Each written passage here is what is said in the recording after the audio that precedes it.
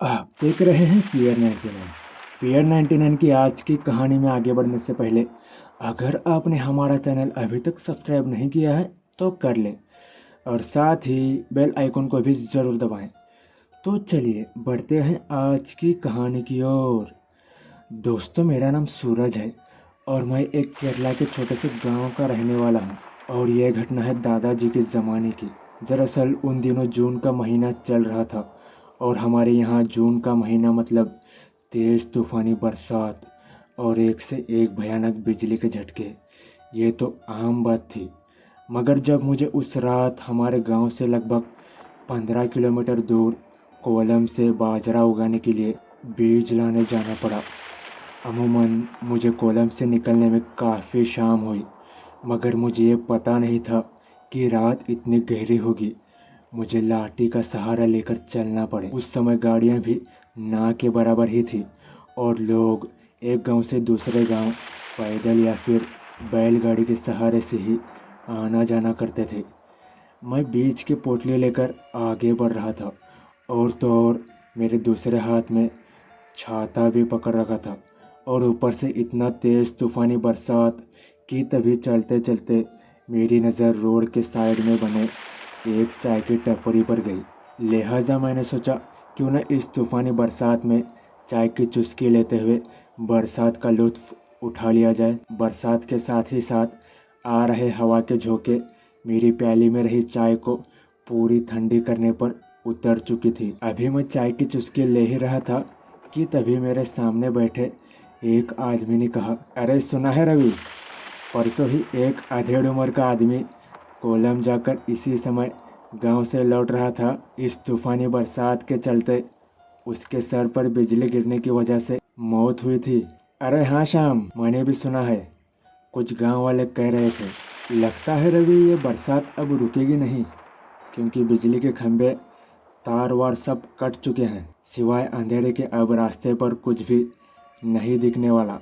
इनकी बातों को सुनकर अब मेरे कलेजा मुंह में आने को था और मैं परेशान होने लगा था, क्योंकि मेरा घर अभी यहाँ से 10 किलोमीटर की दूरी पर था। हालांकि मेरे पास छाता था, मगर इन तूफ़ानी हवाओं के बीच वो भी काफ़ी बेबस मालूम पड़ रहा था। अब मैं थोड़ा आगे की ओर बढ़ा तो एक हवा के झोंके की वजह से मेरा पूरा छाता उलट पुलट हो गया।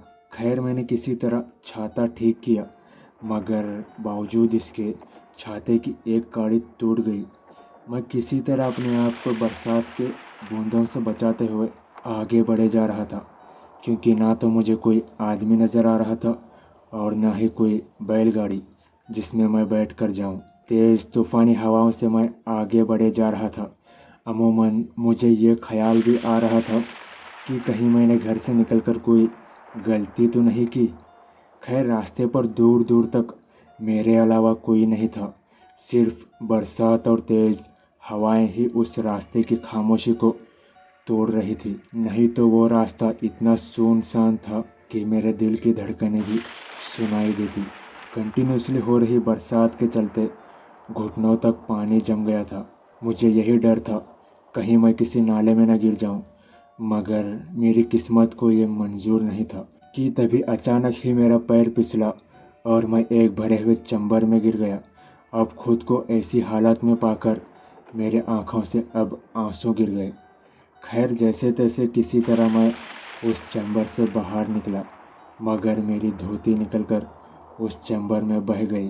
अब मैं कच्चा पहने छाता लेकर आगे बढ़ा, तभी मुझे रास्ते के साइड एक चबूतरा नज़र आया, जो कि मेरी परेशानी को कम करने का काम करने वाला था। मगर मैं ये समझ नहीं पाया कि ये मेरी परेशानी कम नहीं बल्कि और ज़्यादा बढ़ाने वाला था। खैर मैं जाकर उस चबूतरे के नीचे बैठ गया कि तभी मुझे एक भयानक आवाज़ के साथ साथ वो चबूतरे के हिलने के झटके महसूस हुए कि तभी मैं वहाँ से उठने लगा।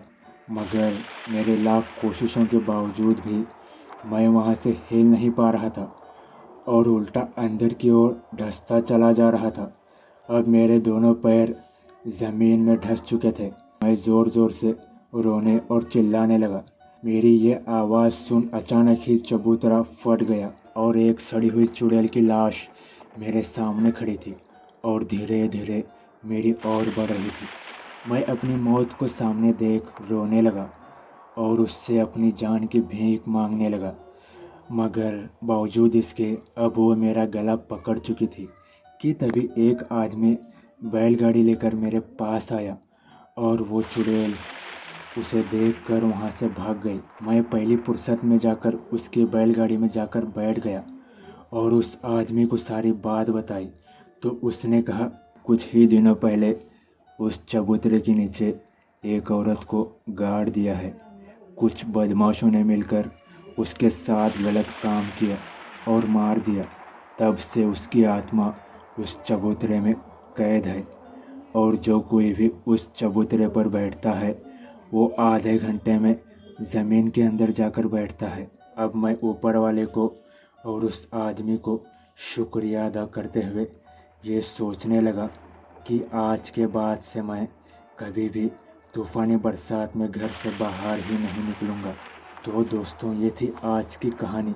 अगर पसंद आई हो तो लाइक और चैनल को सब्सक्राइब ज़रूर करना। मैं आपका दोस्त आपके लिए ऐसी ही कहानियाँ लाता रहूँगा। तब तक के लिए बाय एंड टेक केयर।